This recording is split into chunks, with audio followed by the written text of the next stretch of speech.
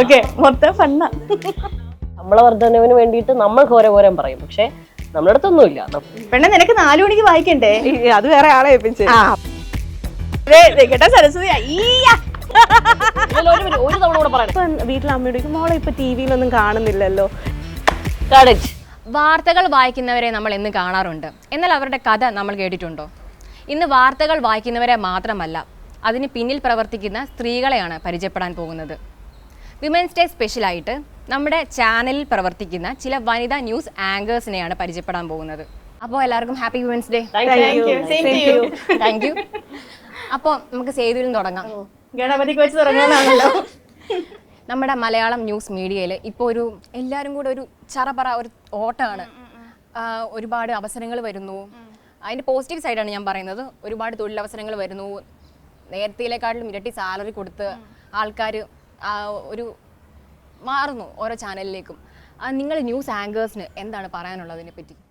Actually പറഞ്ഞ പോലെ positive side അതിനുണ്ട്. കാരണം പുതിയ ഓരോ ചാനലുകൾ വരുമ്പോഴത്തേനും പുതിയ കുറേ ഓപ്പർച്യൂണിറ്റീസ് വരും.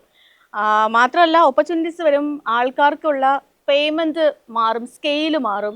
അങ്ങനെയൊക്കെ വരുമ്പോൾ അതൊരു പോസിറ്റീവ് സൈഡാണ്. കുറേ ആൾക്കാർ പിന്നെ കുറേ നമ്മൾ കുറേയും കൂടിയും ഹാർഡ് വർക്ക് ചെയ്യേണ്ടി വരും പലർക്കും. അപ്പോൾ അതിനൊക്കെ കുറേ നല്ലതാണ് കുറേ ഓപ്പണിങ്സ് ഒക്കെ വരുന്നത്.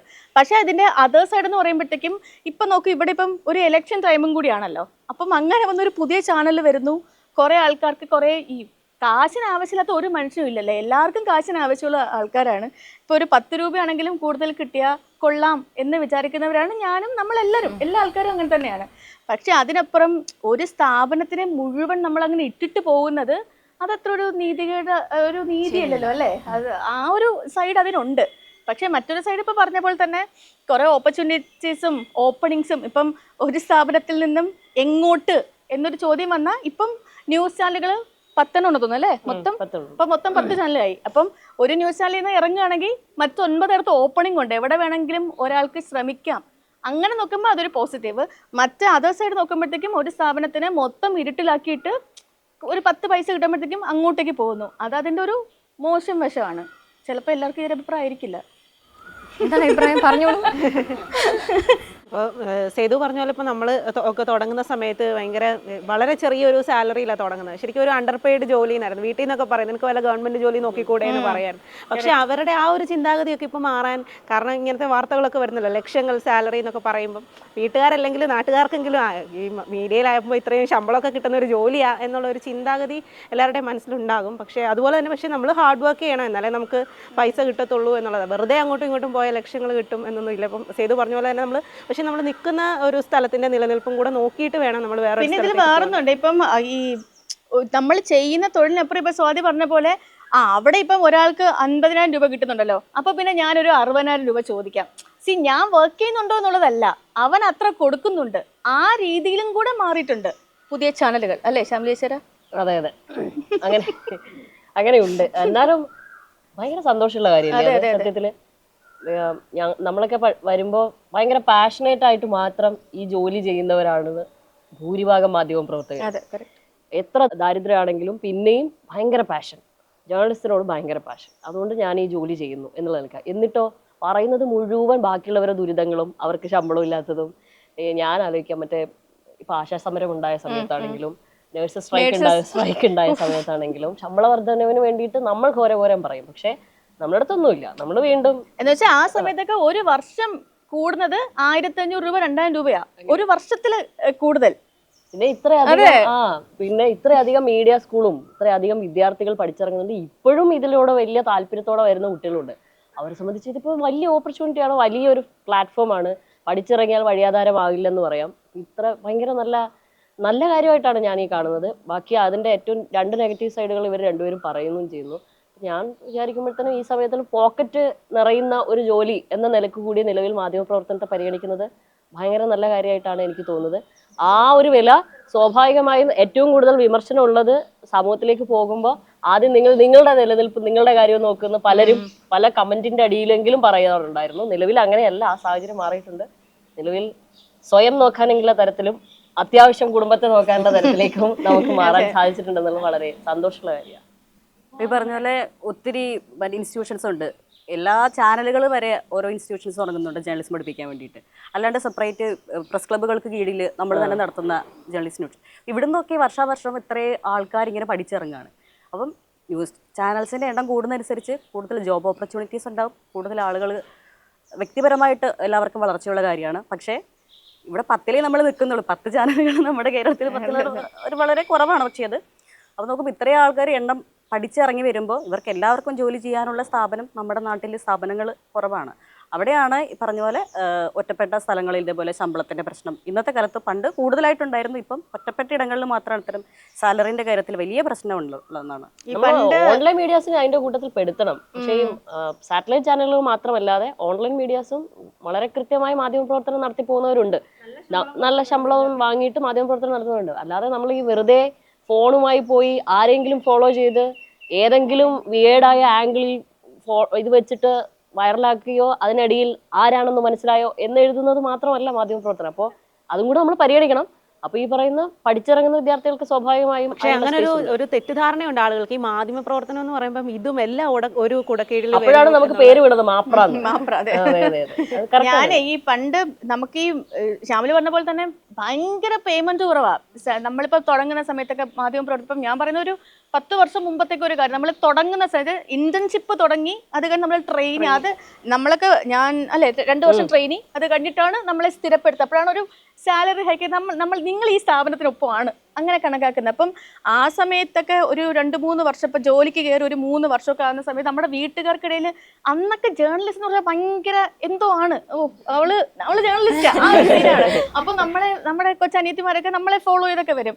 ഞാൻ തന്നെ എൻ്റെ 2-3 കസിൻസിനോടൊക്കെ പറഞ്ഞത് വേറെ എന്തെങ്കിലും പണിക്ക് വെക്കും, JRF ഒക്കെ എടുത്തോ എന്നൊക്കെ പറയുന്നത്. കാരണം നമുക്ക് കിട്ടുന്ന സാലറി നമുക്ക് അറിയാമല്ലോ എങ്ങനെയാണ് നമ്മൾ അതിനെ. ഇപ്പൊ നമ്മൾ ഈ ഇൻസ്റ്റാഗ്രാം റീലൊക്കെ കണ്ട സാലറി വരുന്നതിന്റെ അന്ന് ഇങ്ങനെ, അത് കഴിഞ്ഞിട്ട് സാലറി ബായ് എന്ന് പറഞ്ഞാൽ ഇപ്പൊ ഈ പുതിയ ചാനൽ വരുമ്പോഴത്തേക്കും അങ്ങനെ ഒരു മാറ്റമുണ്ട്. ഇപ്പൊ ആരുടെ ധൈര്യമായിട്ട് പറയാം പഠിച്ചോ നല്ലയാ അങ്ങനെ പറയാൻ പറ്റും. ഒരുപാട് ജോലി സാധ്യതകളുണ്ട് ഇപ്പം ഈ ഒരു സമയത്ത്. നമ്മുടെ ന്യൂസ് ആങ്കേഴ്സ് എന്ന് പറയുന്നത് ഇന്നത്തെ കാലത്ത് ഒരു സെലിബ്രിറ്റി കൂടിയാണ്. നമ്മൾ വരുന്ന സമയത്ത് നമ്മളൊരു സെലിബ്രിറ്റി ആകണം എന്ന് ആഗ്രഹിച്ചൊന്നും ആയിരിക്കില്ല, ഒരു നല്ല മാധ്യമ പ്രവർത്തകയാകണം എന്ന് വിചാരിച്ചിട്ടായിരിക്കും നമ്മൾ വരിക. പക്ഷെ പിന്നെ നമ്മുടെ ഈ സോഷ്യൽ മീഡിയയുടെ ഒരു വരവോട് കൂടി നമുക്ക് ഒരു സെലിബ്രിറ്റി ആയി മാറുകയാണ് എല്ലാവരും. ഇപ്പോൾ എടുത്തു പറയാനുള്ള കുറേ ആൾക്കാരുടെ പേരുണ്ട്. അതിനെ പറ്റിയിട്ട് എന്താണ് അഭിപ്രായം? സെലിബ്രിറ്റി നമ്മളാണ് ഏറ്റവും അധികം വിമർശനത്തിന് വിധേയമാകുന്ന ഗ്രൂപ്പ് എന്ന് പറയുന്നത്. എല്ലാ സെലിബ്രിറ്റികളും ഇങ്ങനെ. ഇപ്പൊ സെലിബ്രിറ്റികൾ എന്ന് പറയുന്നത് നമ്മൾ പരിഗണിക്കുന്ന ആരൊക്കെയാ? സിനിമാക്കാര്, ഇപ്പൊ ഈ പറയുന്ന പോലെ ഒരളവിന് മാധ്യമ പ്രവർത്തകര്. പക്ഷെ അപ്പൊ വരുമ്പോൾ പോലും നമ്മളാണ്, എനിക്ക് തോന്നുന്നു ആ ഗണത്തിലേക്ക് പെടുത്തുന്നത് തന്നെ ഒന്നാമത് മനുഷ്യന്റെ കഥകൾ പറയുന്നതുകൊണ്ടായിരിക്കാം അല്ലേ, വേറെ എന്തെങ്കിലും ജീവിതമൊക്കെ പകർത്തുന്നുണ്ട്, നമുക്ക് വേണ്ടി ആരോ സംസാരിക്കുന്നു എന്ന നിലയ്ക്കാണ് നമുക്ക് അങ്ങനെ ഒരു സ്റ്റാറ്റസ് കൈവരുന്നതെന്നാണ് എനിക്ക് തോന്നുന്നത്. പക്ഷെ ഏറ്റവും കൂടുതൽ വിമർശനത്തിന് വിധേയരാകുന്നവരും മാധ്യമ പ്രവർത്തകർ. ഒരു വാക്ക് മാറിയ ഇങ്ങനെ സെലിബ്രിറ്റി ആക്കുന്നതും ഇങ്ങനെ കൊണ്ട് ഇടുകയും ചെയ്യും. 2 രീതിയിലും ഉണ്ട് അതിനെ. പിന്നെന്ന് വെച്ചാൽ വേറൊന്ന്, ഇപ്പം പണ്ട് ഈ പറഞ്ഞ പോലെ നമ്മള് മാധ്യമപ്രവർത്തനത്തിനപ്പുറം സെലിബ്രിറ്റി എന്നൊക്കെ പറയുമ്പോൾ നമ്മൾ സിനിമാ താരങ്ങൾ ആ ഒരു രീതിയിൽ നിന്ന് സോഷ്യൽ മീഡിയ കൊണ്ട് അങ്ങനെ ഒരു മാറ്റം ഉണ്ടായിട്ടുണ്ട്. ഇപ്പൊ നമ്മളിപ്പം ഒരു പൊതു സ്ഥലത്തൊക്കെ പോകുന്ന സമയത്തും കുറെ മനുഷ്യരൊക്കെ വന്നിട്ട് അല്ല സെൽഫി എടുക്കണല്ലോ, ഇങ്ങനെ വന്നിട്ട് ഇങ്ങനെ കയ്യിലൊക്കെ പിടിച്ചിട്ട് മോളെ രാവിലെ കാണാറുണ്ട്. പക്ഷെ അവരുടെ വീട്ടിലൊരു മെമ്പറിനെ പോലെയൊക്കെ നമ്മളെ കാണുന്നു. ഇതൊക്കെ പുതിയതാ. ഇപ്പം ഈ ഒരു 2-3 വർഷത്തിനുള്ളിൽ ഉണ്ടായ സംഭവങ്ങളാണ്. ഇത്ര ഒരു ആൾക്കാർക്കിടയിൽ നിന്നും കിട്ടുന്ന ഒരു സ്വീകാര്യത. അതിന് മുൻപും നമ്മൾ മാധ്യമപ്രവർത്തനം ചെയ്തിട്ടുണ്ട്, അതിന് മുൻപും നമ്മൾ സ്ക്രീനിൽ വന്നിട്ടുണ്ട്. പക്ഷെ അപ്പോഴൊന്നും ഇല്ലാത്തൊരു സാധനം ഈ ഒരു സോഷ്യൽ മീഡിയ വഴി ഉണ്ടായിട്ടുണ്ട്. അതിപ്പം സോഷ്യൽ മീഡിയ ഇൻഫ്ലുവൻസ് കൊണ്ടാണോ എല്ലാവരും TV കാണുന്നതെന്ന് അറിയില്ല. പക്ഷെ എങ്കിലും ഞാൻ പറയാം, അങ്ങനത്തെ അത് നമുക്കൊരു സന്തോഷമല്ലേ. ഇപ്പം നമ്മുടെയൊക്കെ അമ്മമാരൊക്കെ വീട്ടിൽ വന്നിരുന്ന് പറയുന്ന പോലെ, ഇപ്പൊ കഴിഞ്ഞ ദിവസം ഞാൻ ആറ്റുകാൽ പൊങ്കാലയ്ക്ക് പോയപ്പോൾ തന്നെ അടുത്തുണ്ടായിരുന്ന ചേച്ചിമാരൊക്കെ വന്നിട്ട് കൊള്ളാം കാണുന്നുണ്ട് അങ്ങനെയൊക്കെ പറയുമ്പോൾ അതൊരു സന്തോഷമാണ്. വീട്ടിലൊക്കെ അവരൊക്കെ ഒരു മെമ്പറിനെ പോലെ കുറച്ചും കൂടെ ആളുകൾക്ക് ഇടയിലേക്ക് ഇറങ്ങി ചെല്ലാൻ. പണ്ടൊക്കെ ആണെങ്കിൽ ഈ പുറത്ത് ഔട്ട്ഡോർ പോകുന്നതൊക്കെ വളരെ കുറവായിരുന്നു. ഇപ്പം കുറച്ചുകൂടെ ആളുകൾക്ക് ഇടയിലേക്ക് ഇറങ്ങി ചെല്ലുമ്പോൾ അവർക്ക് TV കാണുന്ന ആൾ തന്നെ നമ്മുടെ അടുത്ത് വരുന്നു. എനിക്ക് സിനിമാ താരങ്ങൾക്ക് കിട്ടാത്ത ഒരു പ്രിവിലേജ് ഈ മിനി സ്ക്രീൻ. പിന്നെ ആൾക്കാർക്ക് ഇത് മാറി. പണ്ട് ആൾക്കാർക്ക് മിണ്ടാൻ ഒരു പ്രശ്നമായിരുന്നു, പ്രത്യേകിച്ച് മലയാളികൾക്ക്. ഒരാളെ കണ്ടാലും നമ്മളങ്ങ് മൈൻഡ് ആക്കാണ്ട് പോയി. ഇപ്പൊ മുമ്പിൽ വന്ന് മോഹൻലാൽ ഇരുന്നാൽ പോലും അവിടെ ഇരിക്കയില്ലേ നമ്മളങ്ങ് പോവും. ഇപ്പൊ മോഹൻലാൽ ഞങ്ങൾ കടത്തി പറഞ്ഞാണ്. പക്ഷെ എങ്കിലും കുറെ ആൾക്കാരൊക്കെ നമ്മൾ അങ്ങനെ മിണ്ടാതെയൊക്കെ പോവില്ലേ, കണ്ടാലും ഉദൂ നിൽക്കുന്ന നമ്മളിങ്ങനെ കണ്ടു അവിടെ ഇരിക്കുന്നു പക്ഷെ മിണ്ടില്ല അങ്ങനെയൊക്കെ. പക്ഷെ അതിൽ നിന്നൊക്കെ കുറെ മാറിയിട്ടുണ്ടല്ലേ സൊസൈറ്റി. ഒരടുപ്പം വേണം സ്ക്രീനിൽ കാണുന്നവർ. ഇപ്പം സേതുവിനെ സംബന്ധിച്ച് പറയുകയാണെങ്കിൽ നമ്മുടെ ഏറ്റവും കൂടുതൽ സ്റ്റഡിയായ ഓഡിയൻസ് ഉള്ളത് മോർണിംഗ് ഷോയിലാണ്. സേതു പേരെടുത്താണ് ആളുകളോട് സംസാരിക്കുന്നത്.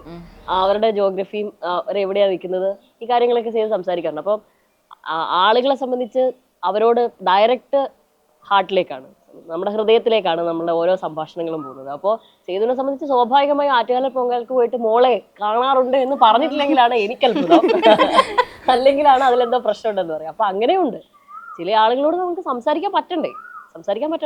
അപ്പം ആ തരത്തിൽ കൂടെ വേണം, ആളുകളുമായി കണക്ട് ആവുന്ന രീതിയിൽ വേണമല്ലോ നമ്മൾ നമ്മളുടെ കാര്യങ്ങൾ കൂടെ ചെയ്തു പോകാൻ. പ്രത്യേകിച്ച് പൊതുമധ്യത്തിലുള്ള ഒരു സ്ഥലത്ത് നമ്മൾ പ്രവർത്തിക്കുമ്പോൾ അങ്ങനെയാണ് ചെയ്തു പോകേണ്ടതെന്നാണ് എനിക്ക് തോന്നുന്നത്. അതാണ് ഭൂരിഭാഗം പേരും ചെയ്യാറ്. അതെ, എല്ലാവർക്കും അതിനോട് ശ്യാമിനി പറഞ്ഞതിനോടാണ് ഏറെക്കുറെ യോജിക്കുന്നത്. കാരണം അത്തരത്തിൽ ആളുകളുമായിട്ട് ഡയറക്റ്റ് ആയിട്ട് നമ്മൾ ഒരു അവരുടെ ഉള്ളിലേക്ക് ചെല്ലുന്നു എന്നുള്ളൊരു തോന്നലുണ്ടാകുന്നതുകൊണ്ടായിരിക്കാം ആ ഒരു ഫീൽ ഉണ്ടാകുന്നത്. ഇങ്ങനെ പണ്ട് സെലിബ്രിറ്റികൾ മമ്മൂട്ടി മോഹൻലാലും ഉൾപ്പെടെ നടന്മാരാണെങ്കിൽ അവരെ ആൾക്കാർ നേരിട്ട് കാണുന്നതിൽ വളരെ കുറച്ച് ആൾക്കാർ മാത്രം, ബാക്കി എല്ലാവരും സിനിമയിൽ കൂടെ മാത്രമാണ് കാണുന്നത്. അപ്പം അങ്ങനെയുള്ളവരെ ഇങ്ങനെ എന്തോ വലിയൊരു അവർ കലാപരമായിട്ട് വളരെ ഉന്നത പദവിയിൽ നിൽക്കുന്ന ആൾക്കാർ അവരുടെ കഴിവുകളനുസരിച്ച് അത് നല്ല ഒരുപാട് നല്ല കാര്യങ്ങൾ ചെയ്യുന്നു. അങ്ങനെ ആരാധനയോടെ കണ്ടിരുന്ന ഒരു സമയം അവിടുന്ന് സോഷ്യൽ മീഡിയ കൂടുതലായിട്ട് വന്ന പിന്നെ ഇവിടെയും സെയിം തന്നെ. എന്നും ടി വിയിൽ രാവിലെ ഒരാൾ തന്നെ സ്ഥിരമായിട്ട് കാണുന്നു. ഇപ്പം സേതുയുടെ കാര്യം പറഞ്ഞല്ലോ, സേതുവിന് ഇപ്പം സ്ഥിരമായിട്ട് നമ്മുടെ മോർണിംഗ് ഷോയ്ക്ക് ഒരു പ്രേക്ഷകർ ഉള്ളതുകൊണ്ട് തന്നെ അവർ ദിവസവും കാണുകയാണ്. അവർ രാവിലെ ചായ വയ്ക്കാൻ എഴുന്നേൽക്കുമ്പോൾ തൊട്ട് ബ്രേക്ക്ഫാസ്റ്റ് ഉണ്ടാക്കുമ്പോൾ ഫുഡ് കഴിക്കുമ്പോഴൊക്കെ നമ്മുടെ മോർണിംഗ് ഷോൻ്റെ 10 മണി സമയം വരെ ഇത് കണ്ടിന്യൂസ് ആയിട്ട് എല്ലാ ദിവസവും ചെയ്തുകൊണ്ടിരിക്കുമ്പോൾ സ്വാഭാവികമായിട്ടൊരു അടുപ്പം ഉണ്ടാകും. പിന്നെ നമ്മൾ അതുപോലെ അങ്ങോട്ട് പുറത്ത് ഓഡിയൻസിനോട് ഇൻട്രാക്ട് ചെയ്യുന്നതനുസരിച്ചും ഇതിപ്പോൾ അതേപോലെ ഔട്ട്ഡോർ ഷൂട്ടിന് ഇറങ്ങുമ്പോൾ അവർ ഓടി വന്ന് കൈപ്പിടിക്കുന്ന സ്നേഹം, നമ്മൾ തിരിച്ചൊരു സ്നേഹം കാണിക്കുന്ന ഒക്കെ ഒരു പരസ്പര സ്നേഹം ഒക്കെ ഉള്ള ഒരു രസകരമാണ് കാര്യങ്ങളൊക്കെ. അതെ, പക്ഷെ ഒന്ന് അങ്ങോട്ടോ ഇങ്ങോട്ടോ മാറിയാൽ എയറിലേക്കാണ് പോയേക്കാം. അത് പലപ്പോഴും ഈ നമ്മളെ, അതായത് മാധ്യമപ്രവർത്തകർ എയറിലാക്കുന്ന ഒരു കാര്യം എന്ന് വെച്ചിട്ടുണ്ടെങ്കിൽ എല്ലാ കാര്യങ്ങളും സത്യമായിട്ടൊന്നും അല്ല എയറിലാക്കുന്നത്. ചിലപ്പോൾ അത് ആളുകൾ ടി വി കൂടെ കാണുന്നത് മാത്രമേ അവരറിയുന്നുള്ളൂ. ചെറിയ ചെറിയ ക്ലിപ്പൊക്കെ ആയിരിക്കും, കളഞ്ഞിട്ടായിരിക്കും സാധനങ്ങൾ വരുന്നത്. മനസ്സിൽ പോലും ചിന്തിക്കാത്ത കാര്യങ്ങൾ ട്രോളുകളായിട്ട് വരുന്നത്. ഈ ഇടയായിട്ട് സോഷ്യൽ മീഡിയയിൽ ഒരു ചർച്ച നടക്കുന്നുണ്ട് മേക്കപ്പിനെ പറ്റിയിട്ട്. നമുക്ക് താല്പര്യം ഇല്ലെങ്കിൽ കൂടി നമുക്ക് ഹെവി മേക്കപ്പ് ഇടേണ്ട ആവശ്യം വരാം, നമ്മുടെ ജോലിയുടെ ഭാഗമാണ്. അപ്പോൾ അതിനെതിരെ വരുന്ന ട്രോളുകളെ പറ്റിയിട്ടും മീമുകളെ പറ്റിയിട്ടും കമന്റുകളെ പറ്റിയിട്ടും ഒക്കെ നിങ്ങളുടെ അഭിപ്രായം എന്താണ്? അരുണിയിൽ നിന്ന് തുടങ്ങാം. സെൻസിറ്റീവ് കണ്ടന്റ് പറഞ്ഞോളൂ. പന്ത്രണ്ട് കോട്ടിലായി പോയി. നമ്മൾ വാർത്ത വായിക്കാൻ വേണ്ടി ഷൂട്ട് ചെയ്യാൻ വേണ്ടിയിട്ട് എല്ലാവരും ഒരു മിനിമം മേക്കപ്പ് ചെയ്യാറുണ്ട്. ചിലപ്പോൾ അതിൽ കൂടുതലായിട്ട് അവനവൻ്റെ ഇഷ്ടത്തിന് വേണ്ടി നമ്മൾ മേക്കപ്പ് ചെയ്യാറുണ്ട്. മേക്കപ്പ് ചെയ്യാതെ കയറുന്നവർ നമ്മുടെ ചാനലിൽ ഇഷ്ടംപോലെ ആളുകളുണ്ട്, ഇല്ലേ എന്ന് പറയാൻ പറ്റുമോ?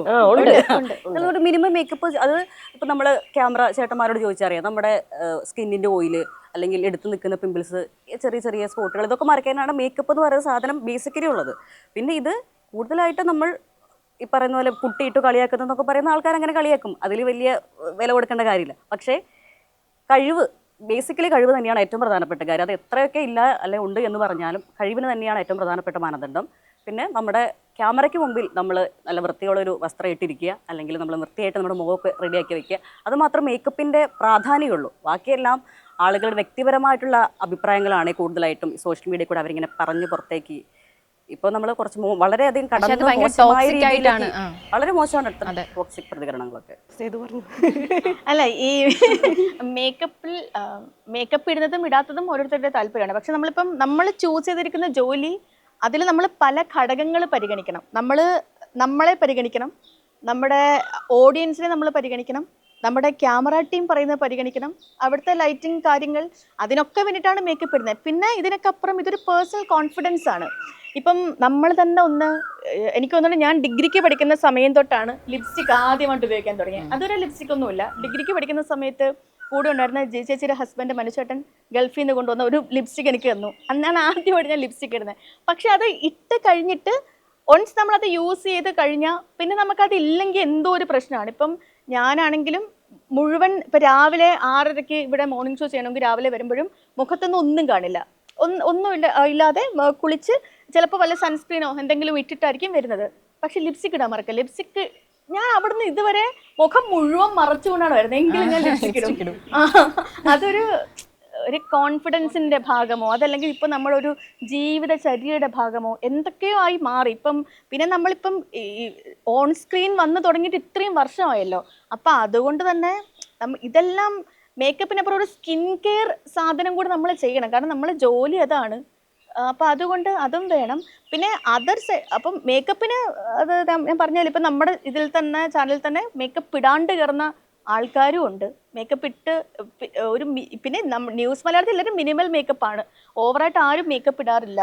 ഒരു മനുഷ്യന് അല്ലേ അങ്ങനെ ലൈറ്റിംഗും ക്യാമറയും ആവശ്യപ്പെടുന്ന ഒരു മേക്കപ്പാണ് അത് മാത്രമേ ചെയ്യാറുള്ളൂ. പിന്നെ ഇപ്പം സിറ്റുവേഷനും അതിനെ ഡിപ്പെൻഡ് ചെയ്യും. ഇപ്പൊ പെട്ടെന്ന് ഒരു ലൈവ് റിപ്പോർട്ടിങ് വേണം, അന്നേരം നമുക്ക് മേക്കപ്പ് ഇടാനൊന്നും സമയം കാണത്തില്ല. അപ്പൊ നമ്മൾ എങ്ങനെയാണോ ആ രീതിയിൽ തന്നെ പോകുക. ഇനി ഔട്ട്ഡോർ പോകുമ്പോൾ അധികം മേക്കപ്പ് ചെയ്യാതിരിക്കുന്നതാണ് മാക്സിമം നമുക്ക് നല്ലത്. കാരണം അത് നമുക്കും അത് തന്നെയാണ്, കാണുന്ന ആളുകൾക്കും അതാണ് നല്ലതെന്നാണ് എനിക്ക് തോന്നുന്നത്. എല്ലാം പിന്നെ ഈ അതർ സൈഡ് അത് ഭയങ്കര മോശം. ഒരാളുടെ നിറത്തെ പറ്റിയോ അതല്ലെങ്കിൽ അത് നിറമൊന്നും അല്ലല്ലോ പ്രധാനം. കണ്ടന്റാണ് പ്രധാനം. അതെ, കണ്ടന്റ് തന്നെയാണ്. കണ്ടന്റ് പിന്നെ നമ്മളെന്തിനാ, ഞാനിപ്പോ അരുണിയും ഇവരൊക്കെ സംസാരിക്കുമ്പോൾ ഞാൻ ആലോചിക്കും, ശരിയാ നമ്മളിപ്പോ എന്തിനാ ഒരു സ്ഥലത്ത് സ്റ്റേജ് കെട്ടുന്നേ? സ്റ്റേജ് കെട്ടിയിട്ട് അവിടെ ഒരാളെ നിർത്തിയിട്ട് പറഞ്ഞു കഴിഞ്ഞാൽ കുറച്ചുകൂടെ ആളുകൾ കേൾക്കും അല്ലേ, നമ്മളെ ഇങ്ങനെ നിന്ന് പറയുമ്പോൾ. അപ്പം നമ്മൾ എല്ലാവരും ഒരുപോലെ ഇരിക്കും. അതിലൊരാൾ നല്ല വസ്ത്രം ധരിച്ച് മേക്കപ്പ് ഒക്കെ ചെയ്ത് ഈ പറയുന്ന പോലെ ഒരു അറ്റയറിൽ അവിടെ പോയി നിന്നിട്ട് ഒരു കാര്യം പറയുമ്പോൾ സ്വാഭാവികം കുറച്ചുകൂടി ആളുകൾ അതിനെ കേൾക്കും, അവർ കാണും. നമ്മളൊരു കാര്യം പറയാനാണല്ലോ നിൽക്കുന്നത്, രാവിലെ മുതൽ വൈകുന്നേരം വരെ ഓണയർ ഒരു കാര്യം പറയാനല്ലേ നിൽക്കുന്നത്. അപ്പോൾ കാര്യം പറയുമ്പോൾ സ്വാഭാവികമായും കാണും. അപ്പോൾ നമ്മളിത് ഈ ജോലിയുടെ ഭാഗമാണ്. ശരീരം പോലെ ശാരീരം എല്ലാം പ്രധാനം തന്നെയാണ്. അപ്പോൾ നമ്മൾ നടന്മാരുടെ കാര്യമൊക്കെ പറയും, അവർക്ക് അഭിനയിക്കണമെങ്കിൽ എന്തെങ്കിലും ഒരു കാര്യം നമ്മളിലേക്ക് കൺവേ ചെയ്യണമെങ്കിലോ പറയണമെങ്കിലോ നമ്മുടെ ശരീരം വളരെ നടന്മാരെ സംബന്ധിച്ച് പ്രധാനമാണ്. മാധ്യമപ്രവർത്തകരെ സംബന്ധിച്ചും പ്രധാനം തന്നെയാണ്. അവരുടെ ഔട്ട്ലുക്ക് എങ്ങനെ ഇരിക്കുന്നു എന്നുള്ളത് വളരെ പ്രധാനം തന്നെയാണ്. പിന്നെ അവരെന്ത് പറയുന്നു എന്നുള്ളതാണ്. ഇനി ഔട്ട്ലുക്ക് അല്ലായിരിക്കും ചിലപ്പോൾ ഏറ്റവും കൂടുതൽ പ്രധാനം, അവരെന്ത് പറയുന്നു എന്നുള്ളത് കേൾക്കാൻ തന്നെയായിരിക്കും ആളുകൾ ഏറ്റവും കൂടുതൽ ഇരിക്കുക. അപ്പോൾ കണ്ടന്റാണ് ഏറ്റവും പ്രധാനം. ഇപ്പോൾ ട്രോൾ ചെയ്യപ്പെടുന്ന ആളെ പറ്റിയാണെങ്കിൽ ഞാൻ പേരെടുത്ത് പരാമർശിക്കുന്നില്ല, പക്ഷെ അവർക്കൊരു ഫാൻ ബേസ് ഉണ്ട് ഇവിടെ. അവർ പറയുന്ന കണ്ടന്റ് കേൾക്കാൻ താല്പര്യമുണ്ട്. അവർ നന്നായി അത് പ്രസന്റ് ചെയ്യുമെന്ന് വിചാരിക്കുന്നവർ തന്നെയാണ് ബഹുഭൂരിപക്ഷ ആളുകൾ. പിന്നെ എല്ലാ കാര്യത്തിനും ഒരു മറുവശം ഉണ്ടാവും. സ്വാഭാവികമായും ഹേറ്റേഴ്സ് ഉണ്ടാവും, വിയോജിപ്പുള്ള ആളുകളുണ്ടാവും. അത് ചിലപ്പോൾ രാഷ്ട്രീയ പാർട്ടികളുള്ളവരായിരിക്കാം, പൊതുസമൂഹത്തിൽ തന്നെ വേറെ ഉള്ളവരായിരിക്കാം. അങ്ങനെയുള്ളവർ ട്രോൾ ചെയ്യും. പിന്നെ ചില ആളുകൾക്ക് ഇതേ അറിയുള്ളൂ, ട്രോളാനും അല്ലെങ്കിൽ ചില മോശം പറയാനും മാത്രമേ അറിയുള്ളൂ. ഒരാൾ എത്ര നല്ലത് ചെയ്താലും അതിനെ അംഗീകരിക്കില്ല. എന്തെങ്കിലും പ്രശ്നങ്ങളുണ്ടെങ്കിൽ അത് പറയാം. ഞാൻ ഭയങ്കര പെർഫ്യൂം ലവറാണ്. എനിക്ക് എപ്പോഴും ഈ ഒരു രാവിലെ ഒരു മനുഷ്യനൊക്കെ എഴുന്നേറ്റ് കുളിച്ച് ഇച്ചിരി വൃത്തിക്കൊക്കെ ഒരുങ്ങി വന്ന് നിൽക്കുമ്പം അത് കാണാൻ മനുഷ്യന്മാർക്ക് ഇഷ്ടമാണ്. അല്ലാതെ ഒരു കോലത്തിലൊക്കെ വന്ന് നിൽക്കുമ്പോഴത്തേക്ക് അത് കാണാനും ഒരു അല്ലേ എസ്തെറ്റിക്കലി ഗുഡ് അല്ല. നമ്മളിപ്പം ശ്യാമലി പറഞ്ഞ പോലെ ഒരു സ്റ്റേജിൽ ഒരാൾ നിൽക്കില്ല, അയാളെ കുറെ പേര് കാണുമല്ലോ. അപ്പൊ ആ ഒരു വൃത്തിക്കും എനിക്കും വരിക. അപ്പൊ എൻ്റെ അടുത്ത് എപ്പോഴും ചോദിക്കും, ഞാൻ ഓൺ എയർ കയറുന്നതിന് മുൻപ് മേക്കപ്പ് റൂമിൽ മുഴുവൻ മറ്റേ പെർഫ്യൂമിന്റെ മണം. അവർക്ക് എന്തിനാണ് അവിടെ പോയി നിൽക്കുകയല്ലേ, എന്തിനാണ് അടിക്കുന്നത്? പക്ഷെ അതെൻ്റെ ഒരു കോൺഫിഡൻസിന്റെയും കൂടെ ഒരു ഭാഗമാണ്. അപ്പൊ അതേപോലെ ഇതെത്രയും പറഞ്ഞെന്ന് വെച്ചാൽ അതൊരു സൈഡാണെങ്കിലും കണ്ടന്റ് തന്നെയാണ്. നമുക്ക് ഒന്നും അറിയാതെ ഇപ്പം എനിക്ക് നടക്കുന്ന വാർത്ത എന്താണെന്ന് അറിയില്ല, ഒരു ലൈവ് ഒരാൾ വന്ന് അതിൽ എന്ത് ചോദ്യം ചോദിക്കണമെന്ന് അറിയില്ല. ഞാൻ ചുമ്മാ പെർഫ്യൂം മേടിച്ച് പോയിട്ട് ഒരു കാര്യമില്ല അല്ലേ. എനിക്ക് ഈ സാധനം കൂടെ അറിയണം. ഈ രണ്ട് വശമുണ്ട്. ഇനി ഒരു ഫ്രഷ് ആയ ഒരു ചോദ്യം ചോദിക്കട്ടെ, നിങ്ങൾ ഈ ന്യൂസ് ആങ്കറിംഗ് പ്രൊഫഷൻ തിരഞ്ഞെടുക്കാനുള്ള റീസൺ? ആഗ്രഹം എന്റെയൊക്കെ ചെറുപ്പത്തിൽ എനിക്ക് ഡോക്ടർ ആവണമെന്നായിരുന്നു ആഗ്രഹം, പക്ഷെ ഇവിടെ എത്തിപ്പെട്ടു. അതുപോലെ നിങ്ങൾക്കും അതായിരുന്നോ, അതോ പണ്ട് മുതലേ ഇങ്ങനെ ആഗ്രഹിച്ച് എത്തിപ്പെട്ടതാണോ, എന്താണ്? എനിക്ക് ഭയങ്കര പേഴ്സണൽ ആയിട്ടുള്ള കുറെ റീസൺസ് അതിലുണ്ട്. അതെല്ലാം കടന്നു വന്നിട്ടാണ് അതൊക്കെ ആവുന്നത്. പക്ഷെ അതൊന്നും ഇവിടെ പറയാൻ മാനസികാവസ്ഥ പറയാൻ പറ്റുന്ന മാത്രം പറയാൻ പറ്റായികയില്ല. പക്ഷെ പറയാൻ പറ്റുന്ന മാനസികാവസ്ഥ ഇല്ല. എന്നാൽ പോലും ഇഷ്ടപ്പെട്ടാണ് വന്നത്, അതാണ് അതിന്റെ ബേസ്. ഇഷ്ടപ്പെട്ടാണ് ഈ ജോലി എടുക്കുന്നത്. അതാണ് എനിക്ക് പ്രാഥമികമായി ഈ കാര്യത്തിൽ പറയാനുള്ളത്. പിന്നെ ഇത് നമുക്ക് പറ്റുന്ന കാര്യം നമ്മളെ എല്ലാ ഘട്ടത്തിലും തിരിച്ചറിയുക എന്നുള്ളതാണ്. എന്താണെങ്കിലും ഒരു വെയിറ്റ് എടുക്കുന്ന കാര്യത്തിലാണെങ്കിൽ അതൊരു 15 കിലോ ഉണ്ടെങ്കിൽ അതെൻ്റെ ഒറ്റ കൈ കൊണ്ട് പോകില്ല, 2 കൈ കൊണ്ട് എടുക്കണം എന്ന് നമ്മൾ എപ്പോഴും എല്ലാ ഘട്ടങ്ങളിലും നമ്മളെ തിരിച്ചറിയണ്ടേ. അങ്ങനെ ഞാൻ ഒരു ഘട്ടം എത്തുമ്പോഴത്തേനും എനിക്ക് ഇത് ചെയ്താൽ അത്രയധികം അബദ്ധമാവില്ല ജീവിതത്തിൽ എന്ന് ഞാൻ എന്നെ തിരിച്ചറിയുന്നത് അങ്ങനെയാണ്. ആ സമയം കൊണ്ട് ഞാൻ അതിനെ ഇഷ്ടപ്പെടുത്തി ഞാൻ അപ്രോച്ച് ചെയ്തിട്ട് ഞാൻ തീരുമാനിച്ചാണ് അത് എത്രയും പെട്ടെന്ന് അതിലേക്ക് എത്തി അച്ഛനെയും അമ്മേനെയും സാമ്പത്തികമായി നമ്മളെ പിന്തുണയ്ക്കുന്നതിൽ നിന്ന് ഫ്രീ ആക്കുക എന്നുള്ളൊരു ഉത്തരവാദിത്വം കൂടി ഉണ്ടായിരുന്നു. അതും കൂടെ ചെയ്ത് അങ്ങനെ നിൽക്കുക എന്നുള്ളതാണ്. അത് കുറച്ച് ഇമോഷണലായ കുറച്ച് ഘടകങ്ങൾ അതിൻ്റെ പുറത്തുണ്ട്. ഇത്രേ പറയാൻ പറ്റും. ഞാൻ എങ്ങനെ എത്തിപ്പെട്ടതാണ്. കാരണം ഞാൻ പഠിക്കുന്ന സമയത്തൊന്നും എനിക്ക് എന്താവണമെന്നൊരു ചിന്ത എനിക്ക് ഉണ്ടായിരുന്നില്ല. എനിക്ക് ആക്ച്വലി സത്യം ടു ബി ഓണസ്റ്റ് പറയുകയാണെങ്കിൽ എനിക്ക് ഇച്ചിരി ഒരു ഡിഗ്രി ഒക്കെ വരെ പഠിക്കണം അങ്ങനെയൊക്കെ ഉണ്ടായിരുന്നു. പഠിക്കുന്ന വലിയ ഗുണമൊന്നുമില്ല, എങ്കിലും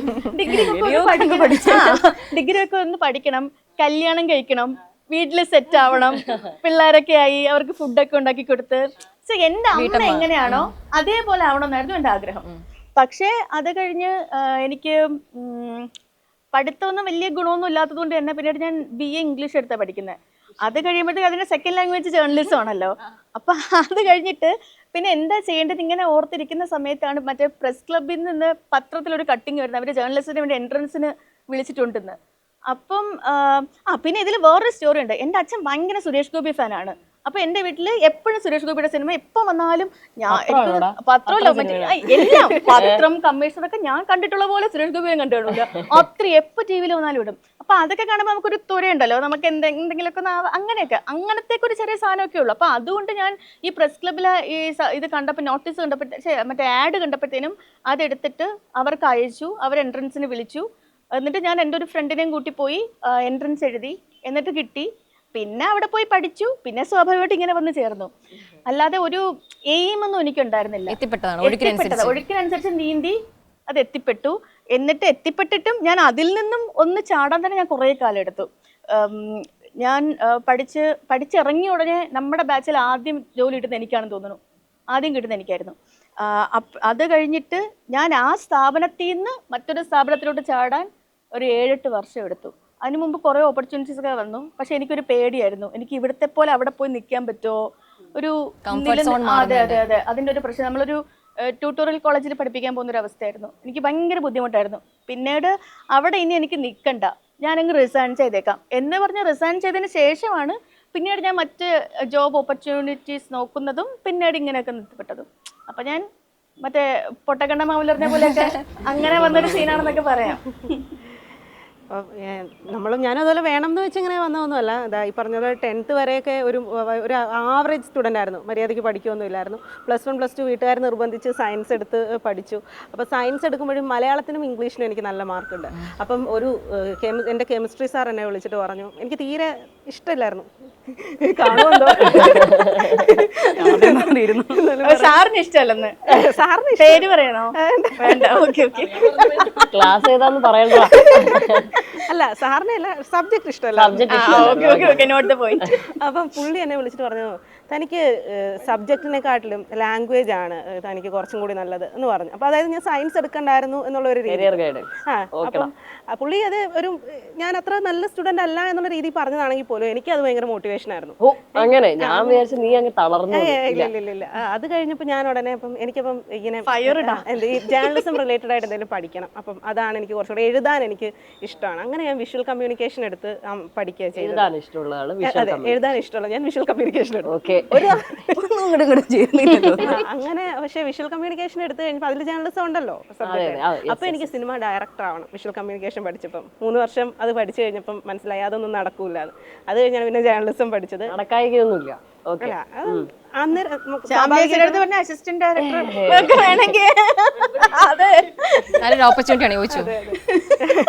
അല്ല ഇപ്പൊ എനിക്ക് അറിയാം, നമുക്ക് നമ്മുടെ കഴിവ് അറിയാലോ. അതുകൊണ്ട് പിന്നെ സ്വാഭാവികമായിട്ട് ജേർണലിസം ഡിപ്ലോമ എടുത്തു.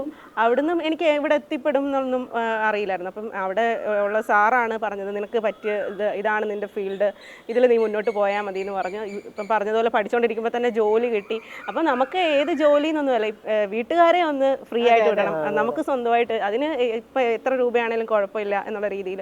അതിപ്പം ന്യൂസ് റീഡിംഗ് ആണോ അല്ലെങ്കിൽ വേറെ എന്തെങ്കിലും ആണോ അതൊന്നും നമ്മൾ നോക്കുന്നില്ല, കയറുക ജോലിക്ക് കയറുക എന്നുള്ളതായിരുന്നു. അവിടെ നിന്ന് ഇപ്പം 10 വർഷമായി ഇപ്പം ഇങ്ങനെ ഇവിടെ വന്ന് നിൽക്കുന്നു. ഞാൻ പറഞ്ഞ ഡിഗ്രി ഇംഗ്ലീഷ് ആയിരുന്നു.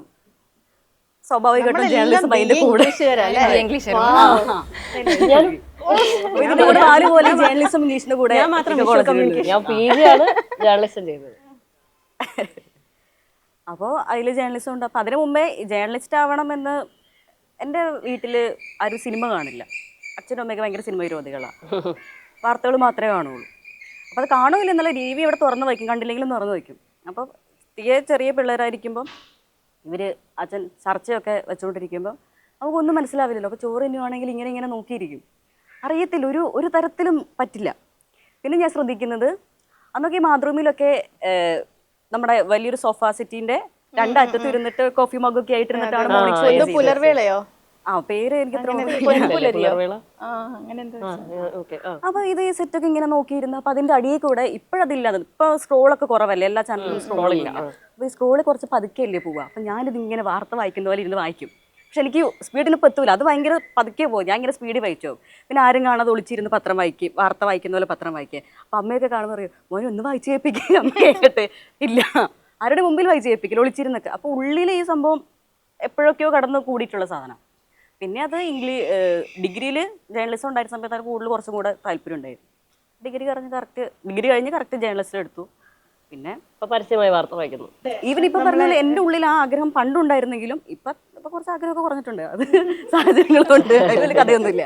പണ്ടുണ്ടായിരുന്നെങ്കിലും അങ്ങനെ ഇപ്പോൾ ഒരു ജോലിയിലേക്ക് കയറിയപ്പോഴാണെങ്കിലും അങ്ങോട്ട് പോയിട്ട് പറയാനുള്ള ഒരു ധൈര്യമല്ലോ, ചോദിക്കാനുള്ള ഒരു ധൈര്യമൊന്നും, കാരണം തുടക്കത്തിൽ നമ്മളൊക്കെ ട്രെയിനുകളാണ്. അപ്പോൾ അതിൻ്റെതായ ഒരു ഷൈയൊക്കെ ഉണ്ടാവും. പക്ഷെ അവസരങ്ങൾ ഇങ്ങോട്ട് കാലത്തിനും മാറ്റത്തിനനുസരിച്ച് അവസരങ്ങൾ വന്നു. പിന്നെ അതിന്റെ ഒപ്പം അങ്ങ് പോയി. തുടങ്ങിയ സമയത്തൊക്കെ നമ്മൾ മറ്റു ചാനലൊക്കെ നോക്കുമ്പോൾ ഇപ്പം അളകനന്ദ നന്ദ ചേച്ചി വാർത്ത വയ്ക്കുമ്പോൾ ഭയങ്കര സ്ഫുടതയാണ്. എല്ലാ വാക്കും ഇങ്ങനെ എടുത്തെടുത്ത് പറയും. അങ്ങനെയൊക്കെ വാർത്ത വയ്ക്കാൻ പറ്റിയിരുന്നെങ്കിൽ അങ്ങനെയൊക്കെ ആലോചിക്കും. അവരിങ്ങനെ പോസ് ചെയ്യുന്ന പോലെ പോസ് ചെയ്ത് എന്ന് വെച്ചാൽ ആ ഒരു വാർത്ത ദൂരെ നിന്ന് നമ്മൾ കേട്ടാലും മനസ്സിലാവും എന്താ നടക്കുന്നത്, എന്താ ആ സംഭവം, അത് കൃത്യമായിട്ട് മനസ്സിലാവും. അതേപോലെയൊക്കെ വാർത്ത വായിക്കാൻ പറ്റിയെങ്കിൽ അങ്ങനെ ആഗ്രഹിച്ചിട്ടുണ്ട്. അതിനുവേണ്ടി ട്രെയിൻ ചെയ്തിട്ടുണ്ട് നമ്മൾ തന്നെ. അത് വാർത്തയൊക്കെ വായിച്ച് തുടങ്ങിയതിന് ശേഷം. നമ്മുടെ നാട്ടിലൊക്കെ ഞാനിപ്പോൾ ന്യൂസ് ചാനലിലാണ് വർക്ക് ചെയ്യുന്നത് പറയുമ്പോഴത്തേനും എൻ്റെ അടുത്തൊന്ന് ചോദിക്കുന്നുണ്ട്, നിന്നെ എന്നിട്ട് ടി വിയിലൊന്നും കാണാറില്ലല്ലോ, അപ്പം നീ അവിടെ തന്നെയാണോ ജോലി ചെയ്യുന്നത്? അവരുടെ വിചാരം ടി വിയിൽ ഒന്ന് റിപ്പോർട്ട് ചെയ്യുന്നവരും ന്യൂസ് റീഡേഴ്സ് മാത്രമാണ് ജേർണലിസ്റ്റ് എന്നായിരുന്നു. അവരോടൊക്കെ 2 വാക്ക് പറയൂ എനിക്ക് വേണ്ടി. എനിക്ക് കുറേ പറയാനുണ്ട്. അത് ഞാൻ ആദ്യം ജോലിക്ക് കയറി ഒരു 2 years ഡെസ്കിലായിരുന്നു, ന്യൂസ് റീഡിങ്ങും ഒക്കെ ആയിട്ട് അങ്ങനെയായിരുന്നു. അത് കഴിഞ്ഞിട്ട് പിന്നെ ഞാൻ ഡിജിറ്റലിലേക്ക് ഫുൾ ഷിഫ്റ്റ് ആവും. അവനൊരു 7 വർഷത്തോളം ഡിജിറ്റലിലായിരുന്നു, 2 ചാനലുകളിലായിട്ട്. 5 വർഷത്തോളം ഒരിടത്തും 1 വർഷം. അപ്പോൾ ആ സമയത്ത് ഇങ്ങനെ ആദ്യമേ തന്നെ ടി വിയിൽ കണ്ടല്ലോ ആളുകൾ, പിന്നെ കുറേ നാളായിട്ട് കാണുന്നില്ലല്ലോ. അപ്പോൾ ഈ നാട്ടുകാർക്ക് വീട്ടുകാർക്കൊക്കെ ഇപ്പം വീട്ടിൽ അമ്മയോട് ചോദിക്കും, മോളെ ഇപ്പോൾ ടി വിയിലൊന്നും കാണുന്നില്ലല്ലോ എന്ന് ചോദിക്കും. ഇതപ്പോൾ അമ്മയ്ക്ക് ഭയങ്കര വിഷമമായിരുന്നു. പക്ഷെ നമുക്കെന്ന് വെച്ചാൽ നല്ല ശമ്പളത്തിലാണ് വേറൊരു സ്ഥലത്തേക്ക് മാറിയിരിക്കുന്നത്. നമുക്ക് ആവശ്യത്തിന് നമുക്ക് വേണ്ടപ്പം ചില ഇൻ്റർവ്യൂസ്, അല്ലെങ്കിൽ നമുക്ക് വേണ്ടപ്പോൾ നമുക്ക് ആളുകളെ കാണിക്കാൻ വേണ്ടിയിട്ട് എക്സ്പ്ലെയിനറൊക്കെ കാണിക്കാൻ നമ്മുടെ സന്തോഷം അങ്ങനെയായിരുന്നു. പിന്നെ അതിനുശേഷം വീണ്ടും ഇപ്പം ഈ ന്യൂസ് റീഡിംഗ് എന്ന് പറയുന്ന അതിലേക്ക് ഇങ്ങനെ നമ്മൾ ഇങ്ങോട്ട് വന്നു. അപ്പോൾ വീണ്ടും കാണാൻ തുടങ്ങി. അപ്പോൾ വീണ്ടും ആളുകൾ ചോദിക്കാൻ തുടങ്ങി, ഇപ്പം മോളെ കാണാൻ തുടങ്ങി. വീട്ടുകാർക്ക് അതൊരു സന്തോഷമാണ്, നാട്ടുകാർക്കും അത് കാണുമ്പോൾ സന്തോഷമാണ്. നമുക്ക് പേഴ്സണലി അതിലിപ്പം ന്യൂസ് റീഡ് ചെയ്യുന്നു, അല്ലെങ്കിൽ ഡെസ്കിൽ വർക്ക് ചെയ്യുന്നു, PCR വർക്ക് ചെയ്യുന്നു, അല്ലെങ്കിൽ ഡിജിറ്റൽ വർക്ക് ചെയ്യുന്നു, നമുക്കതിൽ വലിയ വ്യത്യാസം എനിക്ക് ഫീൽ ചെയ്യാറില്ല. നമുക്ക് ഫീൽ ചെയ്യാറില്ല. എപ്പോഴും നമ്മൾ വാർത്തയുടെ കൂടെ തന്നെ ആ ഒഴുക്കിനനുസരിച്ച് നീങ്ങുന്നു എന്നുള്ളൊരു തോന്നലാണ് എനിക്കുള്ളത്. ന്യൂസ് റൂമിൽ വനിതകൾ നേരിടുന്ന ഏറ്റവും വലിയ ചാലഞ്ച് എന്താണ്? ആക്ച്വലി നമ്മുടെ ഈ ഒരു സ്ഥാപനത്തിൽ എൻ്റെ പരിമിതപ്പെട്ട ഒരു അറിവിൽ എല്ലാവർക്കും അങ്ങനെയൊന്നും അറിയില്ല, വനിതകളായിട്ട് ഒരു പ്രത്യേക ചാലഞ്ച് നേരിടുന്നുണ്ടെന്നൊന്നും എനിക്ക് തോന്നുന്നില്ല. എല്ലാവർക്കും തുല്യ പ്രാതിനിധ്യമാണ്. ഇപ്പം ബേസിക്കലി നമ്മുടെ ഒരു വർക്ക് കൾച്ചർ അനുസരിച്ച് ഇവിടെ ആണ് പെണ്ണ് വ്യത്യാസമൊന്നുമില്ല. എല്ലാവരും എല്ലാ ജോലിയും ചെയ്യണം. എനിക്ക് തോന്നുന്നു ഇവിടെ നമ്മുടെ ഈ സ്ഥാപനത്തിനകത്ത് എഡിറ്റർമാർ മാത്രമാണ് സ്ത്രീകൾ ഇല്ലാത്തതെന്ന് തോന്നുന്നു. ബാക്കി എല്ലാ മേഖലകളിലും സ്ത്രീയും പുരുഷനും സൗണ്ട് എഞ്ചിനീയറും ഇല്ലെന്ന് തോന്നുന്നു അല്ലേ? സൗണ്ട് എഞ്ചിനീയർ ഇല്ല, ക്യാമറ, ബാക്കി എല്ലാത്തിലും സ്ത്രീയും പുരുഷനും ഒരേപോലെ ജോലി എടുക്കുന്നുണ്ട് എല്ലാ കാര്യങ്ങളിലും. അപ്പോൾ അതിലൊരു പ്രത്യേക ഒരു ചലഞ്ച് ഇല്ല. വിമർശനങ്ങളെ രണ്ടുപേരും ഒരുപോലെ തന്നെ കേൾക്കണം, സന്തോഷം വന്നാലും രണ്ടുപേരും ഒരേപോലെ തന്നെ നേരിടും. പിന്നെ പുരുഷന്മാരെ വെച്ച് സ്ത്രീകൾ അവർ ശാരീരികമായിട്ടും മാനസികമായിട്ടും അവരെക്കാൾ കൂടുതൽ സ്ട്രെസ് അനുഭവിക്കുന്നുണ്ട് എന്നുള്ളത് യാഥാർത്ഥ്യമാണ്. പക്ഷേ തൊഴിലിടത്ത ഒരു സ്ട്രെസ് മാത്രം, ഇപ്പം ഈ സ്ഥാപനം കൊടുക്കുന്ന ഒരു സ്ട്രെസ് അല്ല. അതിനിപ്പോൾ ഇപ്പം ഞാൻ പറയാം, ഇപ്പോൾ നമുക്കൊരു പീരീഡ്സ് ഒക്കെ വരുന്ന ടൈമിൽ നമുക്ക് ശാരീരികമായിട്ട് നമ്മൾ മൊത്തം ടയേർഡായിപ്പോയി. ഇപ്പോൾ നമുക്ക് ആ ദിവസം നമുക്ക് ആ മൂഡ് സ്വിങ്ങിൻ്റെ അങ്ങറ്റമായിരിക്കും, അതുണ്ടാവുമായിരിക്കും. അതേപോലെ തന്നെ നമുക്ക് വയറുവേദന വരും, മറ്റ് സംഭവങ്ങൾ, ഈ ബാക്ക് പെയിൻ ഒക്കെ വരും. പക്ഷേ എന്നാലും നമ്മൾ രാവിലെ വന്ന് ഹലോ മലയാളം ചെയ്യണ്ടേ? അതേപോലെ തന്നെ അങ്ങനെയൊക്കെ വരുമ്പോഴത്തേക്ക് ഒരു ദിവസം 2 ദിവസമൊക്കെ ലീവ് ചോദിച്ചാൽ തരായികയൊന്നുമില്ല. പക്ഷെ നമ്മൾ ചിലപ്പോൾ സാഹചര്യങ്ങൾ കൊണ്ട് ഒരാളെ റീപ്ലേസ് ചെയ്യാനുള്ള സാഹചര്യം കൊണ്ട് നമ്മൾ തന്നെ അതിനെ അങ്ങ് കടിച്ചമർത്തി 2 സൈക്ലോപാമൊക്കെ കഴിച്ച് അങ്ങ് ചിരിച്ച് നിൽക്കും. അങ്ങനെ ചെയ്യാം. അതൊക്കെയാണ് ഒരു ചലഞ്ചായിട്ട് എനിക്ക് തോന്നിയിട്ടുണ്ടാവുക. അല്ലാതെ ഒരു വർക്ക് സ്പേസിൽ സ്ത്രീ മാത്രമായിട്ടൊരു ചലഞ്ച് നേരിടുന്നതെന്ന് വെച്ചാൽ എൻ്റെ ആൻസർ നോയാണ്. എന്നാലും വാർത്താ സ്പേസിൽ സ്ത്രീകൾക്കാണ് കൂടുതൽ ട്രോള് കിട്ടുന്നതെന്ന് തോന്നിയിട്ടുണ്ടോ? സ്ത്രീകളെ ട്രോള് എന്നുള്ളത് കുറെ കാലങ്ങളായിട്ട് ആൾക്കാർ ചെയ്യുന്ന ഒരു ആ പിന്നെ പണിയാണ്. ഇപ്പൊ അതൊരു നമ്മളറിയാം, ഇപ്പം കാലങ്ങളായിട്ട് നമ്മൾ റോഡിൽ തന്നെ നമ്മളൊരു 2 വീലർ ഓടിച്ചു പോയി, ഒരു പുരുഷനെ നമ്മൾ ഓവർടേക്ക് ചെയ്താ അതിലൊരു 5, 6, 10 ഒരു 6 പേരും സെക്കൻഡിൽ നമ്മളെ ഓവർടേക്ക് ചെയ്ത് പോകുന്ന ഞാൻ കണ്ടിട്ടുണ്ട്. പക്ഷേ ഒരു 3-4 പേരാണെങ്കിൽ കുഴപ്പമില്ല, അതങ്ങ് പൊക്കോട്ടെ എന്ന് വിചാരിക്കും. അത് ഇപ്പോഴും ആൾക്കാരുടെ മനസ്സിൽ ചിലതുണ്ട്, അവൾ അങ്ങനെ ഇപ്പൊ പോവണ്ട, അവൾ ആരെ എന്നെ ഓവർടേക്ക് ചെയ്യാൻ, അങ്ങനെ ചിന്തിക്കുന്ന കുറെ ആളുകൾ ഇപ്പോഴും ഉണ്ട്. നമ്മൾ സമൂഹമൊക്കെ എത്ര മാറുന്നു വെച്ചാലും ചില ആൾക്കാരുടെ മനസ്സ് അതിനനുസരിച്ച് വികസിക്കുന്നില്ലെന്നാണ് എനിക്ക് തോന്നിയിട്ടുള്ളത്. അതായത് തൊഴിലെടുക്കുന്ന വിഷയങ്ങളിലൊക്കെ അഭിപ്രായമുള്ള സ്ത്രീകളെ അംഗീകരിക്കാൻ നമ്മുടെ സമൂഹത്തിലെ ചുരുക്കം ചില വിഭാഗങ്ങൾക്ക് ഇപ്പോഴും വലിയ ബുദ്ധിമുട്ടാണ്. അവരാണ് സോഷ്യൽ മീഡിയയിൽ ആക്റ്റീവ് ആയിരിക്കുന്നതും ഈ പറയുന്ന പോലെ ട്രോളുകൾ ഉണ്ടാക്കുകയും ഏതെങ്കിലും ഒരു പോസ്റ്റിൻ്റെ താഴെ വന്നിട്ട് കമൻറ്റ് ചെയ്യുകയും ഏതോ ഒരു ഔദാര്യത്തിലോ എന്തെങ്കിലും ആനുകൂല്യത്തിലൊക്കെയാണ് ജോലി ചെയ്യുന്നതെന്ന് പറയുകയും അങ്ങനെ ഡീഗ്രേഡ് ചെയ്യുന്നത് ആ ഗണത്തിലേ ഞാൻ പെടുത്തിയിട്ടുള്ളൂ. അവരുടെയൊക്കെ മാനസിക നിലവാരവും അത്രയേ ഉള്ളൂ എന്നാണ് ഞാൻ വിചാരിക്കാറ്. കാലത്തിനൊത്ത് സഞ്ചരിക്കാനോ അതിനൊത്ത് ഉയരാനോ സ്ത്രീകളെ അംഗീകരിക്കാനോ ഉള്ള ബുദ്ധിമുട്ടോ മനസ്സില്ലായ്മയോ അവർക്കാണ് മാനസികനില. മാനസിക അതുകൊണ്ട് തന്നെ ഈ പല മാധ്യമ സ്ഥാപനങ്ങളിലെയും തലപ്പത്ത് സ്ത്രീകൾ ഒരുപാട് സ്ഥലത്തിരിക്കുന്ന നമ്മുടെ കേരളത്തിൽ തന്നെ ഉണ്ട്, മുൻനിര മാധ്യമ സ്ഥാപനങ്ങൾ. അവരോട് എനിക്ക് സത്യം പറഞ്ഞാൽ അവരോടൊക്കെ ഭയങ്കര ബഹുമാനം. കാരണം ഈ പ്രതിസന്ധികളൊക്കെ ആയിരിക്കുമല്ലോ അവരവിടെ എത്തിയിട്ടുണ്ടാവുക. എന്താണെങ്കിലും നമ്മൾ അനുഭവിക്കുന്ന കാര്യങ്ങൾ അല്ലെങ്കിൽ മറ്റു സ്ത്രീകളൊക്കെ ഈ പറയുന്ന ട്രോളുകളോ അല്ലെങ്കിൽ ഈ സ്ത്രീയാണ് എന്ന് പറഞ്ഞ് എവിടെയെങ്കിലുമൊക്കെ അങ്ങോട്ടും ഇങ്ങോട്ടും ഒരു വേർതിരിവൊക്കെ ഉണ്ടാകുന്നതൊക്കെ മറികടന്നിട്ട് അവരവിടെ എത്തിയതുകൊണ്ട് അവരോടൊക്കെ എനിക്കൊരു പ്രത്യേക റെസ്പെക്റ്റ് ഉണ്ട്. എനിക്ക് ഇപ്പോഴത്തെ എല്ലാ മാധ്യമ സ്ഥാപനങ്ങളിലും മുകളിൽ തലപ്പത്ത് എല്ലായിടത്തും 1-2 സ്ത്രീകളൊക്കെ ഉണ്ട്, എല്ലായിടങ്ങളിലും ഉണ്ട്. പിന്നെ എനിക്ക് തോന്നുന്നു ന്യൂസ് റൂമിനെ സംബന്ധിച്ചിടത്തോളം കഴിവുള്ള സ്ത്രീകൾക്ക് സ്പേസ് ഉള്ള ഒരു സ്ഥലമാണ് മറ്റ് പ്രൊഫഷണലുകളെക്കാട്ടും കൂടുതലായിട്ട് ന്യൂസ് റൂമുകളെന്ന് എനിക്ക്. കഴിവും അനുഭവ സമ്പത്തുമാണ് അതെ, വളരെയധികം പ്രാധാന്യം. അതായത് നമ്മൾ വെച്ച് അങ്ങനെ വെറുതെ ഏതെങ്കിലും വെറുതെ ഒരു മാറ്റി പോസ്റ്റിൽ ഇരുന്നത് കൊണ്ട് പ്രത്യേകിച്ച് കാര്യമില്ല. നമ്മളൊരു വലിയ സംവിധാനമാണിത്. നമ്മൾ ഈ കാണുന്ന വാർത്ത വായിക്കുകയോ റിപ്പോർട്ട് ചെയ്യുകയോ മാത്രമല്ല ഇതിന്റെ പിറകിൽ നടക്കുന്നത്, വലിയ സംവിധാനമാണ്. ഇത് മുന്നോട്ട് പോകാൻ സത്യത്തിൽ നമുക്ക് വലിയ കഴിവും വലിയ അനുഭവ സമ്പത്തും വേണം. അതിനനുസരിച്ച് ഈ പറയുന്ന മാധ്യമ സ്ഥാപനങ്ങളൊക്കെ ചീഫായിരിക്കുന്ന സ്ത്രീകൾക്ക് അത്രയധികം കഴിവും മെറിറ്റും ഉള്ളത് കൊണ്ട് തന്നെയാണ് അവരങ്ങനെ ഇരിക്കുന്നത്. അല്ലാതെ ഏതെങ്കിലും വിധേയന ആരെങ്കിലും ഇരുന്നിട്ടുണ്ടെങ്കിൽ സ്വാഭാവികമായും അവർക്ക് സ്ഥാനനഷ്ടം ഉണ്ടായിട്ടുണ്ടെന്നാണ് എനിക്ക് തോന്നുന്നത്. പിന്നെ ചിലപ്പോൾ വിചാരിക്കാറുണ്ട് ഈ 10-20 വർഷമായിട്ട് ഈ ഫീൽഡിൽ നിന്ന് പോകുന്ന സ്ത്രീകൾക്ക് ഒരു അവാർഡ് കൊടുക്കുന്നത് എനിക്ക് ചില സമയത്ത് തോന്നിയിട്ടുണ്ട്. കാരണം അവർ ജോലി ചെയ്യുന്ന സ്ഥാപനങ്ങളിൽ നിന്ന് അല്ലെങ്കിൽ അവരുടെ വീടുകളിൽ നിന്ന് ചുറ്റുള്ള സമൂഹത്തിൽ നിന്നൊക്കെ അവർ ഒരുപാട് പ്രശ്നങ്ങളും നല്ല കാര്യങ്ങളും മോശം കാര്യങ്ങളൊക്കെ അവരുടെ അനുഭവങ്ങളുണ്ട്. അപ്പോൾ ഇത്രയും വർഷക്കാലമൊക്കെ 10, 20, 21 വർഷമൊക്കെ ഒരു മാധ്യമ സ്ഥാപനത്തിൽ ഇന്ന് കാണുന്ന ഏറ്റവും സീനിയർ ആയിട്ടുള്ള പോസ്റ്റുകളിലൊക്കെ ഇരിക്കുന്ന സ്ത്രീകൾ അവരെ സമ്മതിച്ചേ പറ്റുള്ളൂ. കാരണം സ്ത്രീകളെ ആക്രമിക്കുക അല്ലെങ്കിൽ പറഞ്ഞ പോലെ എന്തെങ്കിലുമൊക്കെ ചെയ്യുന്ന ജോലി ചെയ്ത് ജീവിക്കുന്ന 4 കാശ് സമ്പാദിക്കുന്ന രാഷ്ട്രീയം പറയുന്ന ആൾക്കാരെയൊക്കെ വിമർശിക്കാൻ വേണ്ടി തന്നെ ഇരിക്കുന്ന കുറേ ആൾക്കാർ എല്ലാ കാലത്തുണ്ട്. അതൊന്നും ഉണ്ട് ഇന്നും ഉണ്ട്. പക്ഷെ ഇവരെയൊക്കെ ഇടിച്ച് നിരത്തി മുന്നോട്ട് പോകുന്ന നമ്മളെയൊക്കെ സമ്മതിക്കണം എന്നാണ് എനിക്ക് പറയാനുള്ളത്. അതിപ്പം ഞാനൊരു കാര്യം പറയാം, നിങ്ങൾക്ക് ആർക്കും എന്താ പറയുക, ഞാനൊരു ആൻറ്റി ഫെമിനിസ്റ്റ് ആണെന്ന് വിചാരിക്കരുത്. ഈ സ്ത്രീകളെ ആക്രമിക്കുന്നത് പുരുഷന്മാർ മാത്രമല്ല, അങ്ങനെ പറയുമ്പോൾ അങ്ങനെയും വരും. സ്ത്രീകളും അത്തരത്തിൽ ട്രോൾ ചെയ്യുകയും ബുള്ളി ചെയ്യുകയും ചെയ്യുന്ന പല സ്ഥലങ്ങളും ഉണ്ട്. അപ്പോൾ അതുകൊണ്ട് അങ്ങനെ അടച്ചാക്ഷേപിക്കേണ്ട ഒരു കാര്യമില്ല എന്നാണ് എനിക്ക് തോന്നുന്നത്. അതുണ്ട്. ഇപ്പൊ നമ്മുടെ ഇപ്പം നമ്മുടെയൊക്കെ വീട്ടിലൊക്കെ തന്നെ ഉള്ളവരെ അങ്ങനെ നോക്കി അറിയാം, അവളിപ്പോ ഒരു ശമ്പളക്കാരിയായല്ലോ, അപ്പൊ അവൾക്ക് എങ്ങനെ പറയാം. ആ ഒരു ഇത് എല്ലായിടത്തും ഉണ്ട്. അങ്ങനെ ഇപ്പം സ്വാതി പറഞ്ഞ പോലെ സ്ത്രീകളെ തന്നെ ഇല്ലാണ്ടാക്കുന്ന സമീപനവും ഉണ്ട്. നമ്മുടെ ഒരു വർക്ക് ലൈഫ് ബാലൻസ് ഉണ്ടല്ലോ, നമ്മൾ ലേറ്റ് നൈറ്റ് ഷിഫ്റ്റ് ഒക്കെ നിൽക്കുന്ന ആൾക്കാരാണ്. അത് മാത്രം ഇപ്പോൾ സേതുവിൻ്റെ കാര്യം എടുക്കുകയാണെങ്കിൽ രാവിലെ ഹലോ മലയാളത്തിലുണ്ടാവും, വൈകുന്നേരം ഹൈ ഫൈവിലുണ്ടാവും.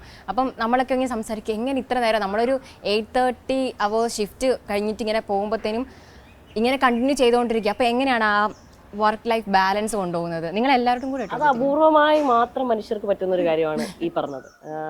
എന്ന് പറഞ്ഞു കഴിഞ്ഞാൽ രാവിലെ തുടർച്ചയായി 3 ദിവസം എഴുന്നേറ്റ് കഴിഞ്ഞാൽ തന്നെ ഒരു മനുഷ്യന്റെ കിളി പോകും. സീരിയസ്ലി 3 തുടർച്ചയായി എഴുന്നേക്കെന്ന് പറയുമ്പോൾ നമ്മളൊരു 4:30 സമയത്ത് എഴുന്നേക്കണം. എന്നിട്ട് വേണ്ടേ ഒരു 6:30 ആകുമ്പം ഓഫീസിൽ വന്നിട്ട് ഇതിൽ കയറാൻ വേണ്ടിയിട്ട്. അത് വളരെ അപൂർവമായി മാത്രം നമ്മളെ ശരീരത്തിലേക്ക് ഏറെക്കുറെ ചെയ്തു അങ്ങനെ പഠിപ്പിച്ചിരിക്കുകയാണെന്നാണ് എനിക്ക് തോന്നുന്നത്. എല്ലാ ദിവസവും ഈ സമയത്ത് എഴുന്നേറ്റിരിക്കണം. അത് അത്രയധികം ഊർജവും അത്രയധികം അർപ്പണബോധത്തിലും അല്ലാതെ ആ കാര്യം നടക്കില്ല എന്നാണ് എനിക്ക് പറയുന്നത്. ഞാൻ ആ ഉദാഹരണം പറഞ്ഞുകൊണ്ട് പറയുന്നത്. പിന്നെ work life balance is important. അത് നമ്മൾ ഇവിടെ വന്നിട്ട് ഒരു റൺഡൗൺ ഇട്ടിട്ടൊരു വാർത്ത ഒരു മണിക്കൂർ കൊണ്ടുപോയില്ലേ, ഇതുപോലെ തന്നെ നമ്മൾ ഫാമിലിയും പരിഗണിക്കണം. അതുപോലെ കൊണ്ടുപോയിട്ട് അവിടെ സന്തോഷമുണ്ടെങ്കിൽ ഇവിടെ നമുക്ക് സന്തോഷമായി വർക്ക് ചെയ്യാൻ പറ്റുള്ളൂ എന്ന് വിചാരിക്കുന്ന ആളാണ് ഞാൻ. അപ്പോൾ ആ രീതിയിൽ പിന്നെ നമ്മളായി തന്നെ പെരുമാറണം. സ്വാഭാവികമായും നമ്മൾ വർക്ക് സ്പേസിൽ ഇങ്ങനെയാണ്, ഇത്ര സ്ട്രെസ് നമ്മൾക്കുണ്ട്, സ്വാഭാവികമായും ഈ പരിമിതികളുണ്ട് എന്നുള്ളത് മനസ്സിലാക്കാനുള്ള ഒരു ഫാമിലിയും കൂടെ വേണം. അല്ലെങ്കിൽ നമ്മൾ ഒരു ഒരു ടു ആൻ എക്സ്റ്റെൻഡ് അവരെ പറഞ്ഞ് മനസ്സിലാക്കണം സ്വാഭാവികമായും. അല്ലെങ്കിൽ ഇത് ഭയങ്കര കോൺഫ്ലിക്റ്റ് ആയിരിക്കും. പിന്നെ നമ്മൾ തൊഴിലെടുക്കുന്നു എന്നേ ഉണ്ടാവുള്ളൂ, ശരീരം മാത്രമേ ഇവിടെ ഉണ്ടാവുള്ളൂ, മനസ്സ് ഇവിടെ ഉണ്ടാവില്ല. സ്വാഭാവികമായും നമുക്ക് ഫോക്കസ് നഷ്ടമാവും, നമുക്കത് ചെയ്യാൻ പറ്റില്ല എന്നാണ് എനിക്ക് തോന്നുന്നത്. അപ്പോൾ അത് ഭയങ്കര പ്രധാനമാണ്. അതും കൂടെ ചെയ്യണം. ഇത്രയും കാര്യങ്ങളൊക്കെ ഇവിടെ ചെയ്യുന്നില്ലേ, അപ്പോൾ സ്വാഭാവികമായി അതും കൂടെ ചെയ്യണം. അതെ, നമ്മുടെ കൂടെ നിൽക്കുന്ന ആളുകൾ എങ്ങനെ നിൽക്കുന്നോ അതുപോലെ ഇരിക്കും. ഇപ്പം ഈ പറഞ്ഞതുപോലെ വീട്ടിലെന്തെങ്കിലും ഒരു ഇഷ്യൂ ഉണ്ടായിട്ട് നമുക്ക് ഓഫീസിൽ വന്നിട്ട് സമാധാനമായിട്ട് നിൽക്കാൻ പറ്റില്ല, ഓഫീസിൽ എന്തെങ്കിലും പ്രശ്നമുണ്ടെങ്കിൽ വീട്ടിൽ പോയും സമാധാനമായിട്ട് ഇരിക്കാൻ പറ്റില്ല. അപ്പോൾ അതൊക്കെ കൊണ്ട് നമ്മൾ ഇതെല്ലാം കൂടി ഒരുമിച്ച് ബാലൻസ് ചെയ്ത് പോകുക എന്നുള്ളതാണ്. ഇപ്പോൾ നേരത്തെ സേതുവിൻ്റെ കാര്യം പറയാം. അപ്പം സേതു വന്നിട്ട് നമ്മളോട് ഒരു ബുള്ളറ്റിന് അല്ലെങ്കിൽ എന്തെങ്കിലും ഒന്ന് എക്സ്ട്രാ ഒന്ന് വായിക്കാൻ പറ്റുമോ അല്ലെങ്കിൽ നിൽക്കാൻ പറ്റുമോ എന്ന് പറയുമ്പോൾ സേതുവിൻ്റെ മുഖത്ത് നോക്കി പറ്റില്ല എന്ന് പറയാൻ പറ്റില്ല. കാരണം സേതു രാവിലെ മുതൽ രാത്രി വരെ ഇവിടെ നിൽക്കുന്ന ആളാണ്. അപ്പം അത് ആ ശ്യാമിലി പറഞ്ഞതിനോട് അത് ഞാൻ കൂട്ടിച്ചേർത്ത് പറഞ്ഞു. ഇതെല്ലാം ബാലൻസ് ചെയ്ത് വേണം നിൽക്കാനെന്നാണ് തോന്നുന്നത്. എനിക്കെന്ന് വെച്ചാൽ ഞാൻ കൂടുതലും എനിക്ക് പേഴ്സണൽ ഹാപ്പിനെസ്സിനെക്കാളും എനിക്ക് പ്രൊഫഷണൽ ഹാപ്പിനെസ്സിന് കുറച്ച് അധികം ഇമ്പോർട്ടൻസ് കൊടുക്കുന്ന ആളാണ് ഞാൻ. അപ്പോൾ അതുകൊണ്ടാണ് എനിക്കിതൊരു വലിയ സീനല്ലാതെ തോന്നുന്നത്. എനിക്കൊരു വാർത്ത നന്നായിട്ട് പോയാൽ അന്ന് ഞാൻ ഭയങ്കര ഹാപ്പിയാണ്. എനിക്ക് വാർത്ത മോശമാണെങ്കിൽ അത് സ്റ്റാമിലൈസറിന് അറിയാം. അത് പൊളിഞ്ഞ ഞാൻ അപ്പം അവിടെ നിന്നിട്ട് മെസ്സേജ് എന്തോന്ന് പോണ സ്റ്റാമിലൈസർ അങ്ങനെ ചോദിക്കും. ഒരു സാധനം അതെ റൺഡൗൺ ഇരിക്കുന്ന സമയത്ത്. പിന്നെന്ന് വെച്ചാൽ പിന്നെ രണ്ടാമത്തേന്ന് ഒന്ന് എനിക്കൊരു സന്തോഷം കിട്ടുന്നത് എനിക്ക് ജോലി ചെയ്യുമ്പോഴാണ്. നന്നായിട്ടൊരു വാർത്തയൊക്കെ വായിച്ചിറങ്ങുമ്പോൾ എനിക്ക് സന്തോഷമാണ്. അതേപോലെ രണ്ടാമത്തെന്ന് വെച്ചാൽ നമ്മുടെ ഫാമിലി അവരെ നമ്മളെ മനസ്സിലാക്കുന്നുണ്ട്. ഇപ്പം നമുക്ക് ഒരു ദിവസം ലീവ് ഈ ദിവസം വീട്ടിൽ ഒരു ആവശ്യമുണ്ട്, വരണം. ചിലപ്പോൾ പോകാൻ പറ്റില്ല, ചിലപ്പോൾ വെച്ചാൽ മിക്കപ്പോഴും പോകാൻ പറ്റില്ല, വീട്ടിൽ ഒരു ആവശ്യത്തിനും പോകാനേ പറ്റില്ല. അപ്പൊ അങ്ങനെയൊക്കെ വരുമ്പോഴത്തേക്കും വിളിച്ച് 2 ചീത്തയൊക്കെ പറയും. പക്ഷെ എങ്കിലും അവർ നമ്മളെ മനസ്സിലാക്കും, നമുക്ക് അനാവശ്യ ടെൻഷൻ തരില്ല അങ്ങനത്തെ. പിന്നെ വേറെ മൂന്നാമത്തെന്ന് വെച്ചാൽ നമ്മളെല്ലാം നല്ല ആക്ടേഴ്സാ ഈ ഇതെല്ലാരും എന്ന് വെച്ചാൽ ചിലപ്പം മുട്ടൻ അടിയൊക്കെ ആയിട്ടായിരിക്കും വന്ന് നിൽക്കണേ. പക്ഷെ എങ്കിലും അതൊന്നും പ്രകടിപ്പിക്കാൻ പറ്റില്ലല്ലോ. ആരോട് പ്രകടിപ്പിക്കാനാ, ക്യാമറ എടുത്ത് പ്രകടിപ്പിക്കാൻ പറ്റില്ലല്ലോ. അല്ല, ഇതിനെക്കുറിച്ച് കുറച്ചുകൂടെ ആധികാരികമായിട്ട് ആരോഗ്യം പറയാം. എൻ്റെ ഫാമിലി മൊത്തത്തിൽ ഇവിടെയാണ്. എൻ്റെ ഹസ്ബൻഡ് ഇവിടെയാണ്, ജേർണലിസ്റ്റ് തന്നെയാണ്. അപ്പോൾ പുള്ളി എന്ന് പറയുന്നത് ഞാൻ കുറച്ചും കൂടെ വീട് കാര്യങ്ങളൊക്കെ ആയിട്ട് എനിക്ക് എൻ്റെ വീടാണ് ഏറ്റവും പ്രധാനപ്പെട്ട സ്ഥലം. ആൾ നേരെ ഓപ്പോസിറ്റാണ്. ആൾക്ക് ഓഫീസാണ് ഫസ്റ്റ്. ആൾ പറയുന്നത് എൻ്റെ ഫസ്റ്റ് പാർട്ണർ എൻ്റെ ഓഫീസ് എന്നാണ് ആൾ പറയുന്നത്. അത് തല പോകുന്ന കേസാണെങ്കിലും എൻ്റെ ഏറ്റവും വലിയ കാര്യമാണെങ്കിലും ഓഫീസാണ് ഏറ്റവും പ്രധാനപ്പെട്ട കാര്യം. പക്ഷെ അത് പരസ്പരം മനസ്സിലാക്കുക എന്നുള്ളതാണ് അവിടെ. ഒരു പ്രശ്നങ്ങളും ഇല്ലാണ്ട് നമുക്ക് മുന്നോട്ട് പോകാൻ പറ്റുന്നതിൻ്റെ ഒരു പ്രധാനപ്പെട്ട കാര്യം. രണ്ടുപേരുടെയും പ്രശ്നങ്ങളും ബുദ്ധിമുട്ടുകളും പോസിറ്റീവ് നെഗറ്റീവ് ഒക്കെ രണ്ടുപേർക്കും മനസ്സിലാക്കി അംഗീകരിച്ച് മുന്നോട്ട് പറ്റുമ്പോൾ വർക്ക് ലൈഫൊക്കെ അങ്ങ് ബാലൻസ് ആയി പോകും. അടുത്ത ചോദ്യം, അവസാനത്തെ ചോദ്യം സേതുവിൻ്റെ അടുത്താണ്. നമ്മൾ രാവിലെ ന്യൂസ് വായിക്കുമ്പോൾ നമ്മൾ കമൻസ് വായിക്കുമല്ലോ, അപ്പം നമ്മുടെ അപ്പിയറൻസിനെ പറ്റി നമ്മുടെ ഡ്രസ്സിങ്ങിനെ പറ്റി ഭയങ്കര മോശമായിട്ടുള്ള ടോക്സിക് ആയിട്ടുള്ള കമൻസ് ലൈവായിട്ട് വരും. അതെങ്ങനെയാണ് നമ്മൾ ഹാൻഡിൽ ചെയ്യുന്നത്? അതിന് ഞാൻ എൻ്റെ പ്രിയപ്പെട്ട പ്രേക്ഷകരോട് ഭയങ്കര താങ്ക്സ് ആണ്. കാരണം അവർക്ക് ഇഷ്ടമാണ് എന്നെ. ഞാൻ എങ്ങനെ വന്നാലും എന്നെ അക്സെപ്റ്റ് ചെയ്യുന്നവരാണ് എൻ്റെ പ്രേക്ഷകർ. പിന്നെ എനിക്കിപ്പം ഒരു 10 പേരെ പറഞ്ഞാൽ എനിക്ക് പേരെടുത്ത് പറയാൻ പറ്റും. സ്ഥിരമായിട്ട് നമ്മുടെ ഹലോ മലയാളം കാണുകയും, ഹലോ മലയാളം മാത്രമല്ല അവരൊക്കെ നമ്മുടെ എല്ലാ ബുള്ളറ്റിനും കാണുക, എല്ലാത്തിലും അഭിപ്രായം പറയും. ഇപ്പം എൻ്റെ ഹലോ മലയാളം തന്നെ വന്നിട്ട് RDXനെ കുറിച്ചും അതേപോലെ സ്വാതിര ടി ആൻഡ് ടോക്കിനെ കുറിച്ചും വൈകുന്നേരത്ത് ഞാൻ ചെയ്യുന്ന ഹൈ ഫൈവിനെ കുറിച്ചും ഒക്കെയും ഇങ്ങനെ കമൻറ്റുകൾ പറയുകയും നമ്മുടെ ചാനൽ കാണുകയും ഒക്കെ ചെയ്യുന്ന ആൾക്കാരാണത്. പിന്നെ ചില ദിവസങ്ങളൊക്കെ പറയും സേതുവിന് സാരിയാ കുറച്ചും കൂടി നല്ലത്, പിറ്റേ ദിവസം സാരി എടുക്കും. നമുക്ക് എല്ലാവരും വേണമല്ലോ. എനിക്കങ്ങനെ ടോക്സിക് കമൻറ്റുകൾ അങ്ങനെ വായിക്കേണ്ടി വന്നിട്ടില്ല. ഉണ്ടെങ്കിൽ തന്നെ ഞാനത് ഇങ്ങനെ വായിച്ചിട്ട് അവരോട് ഞാനത് എക്സ്പ്ലെയിൻ ചെയ്യും എന്താണ് സംഭവം എന്നുള്ളത്.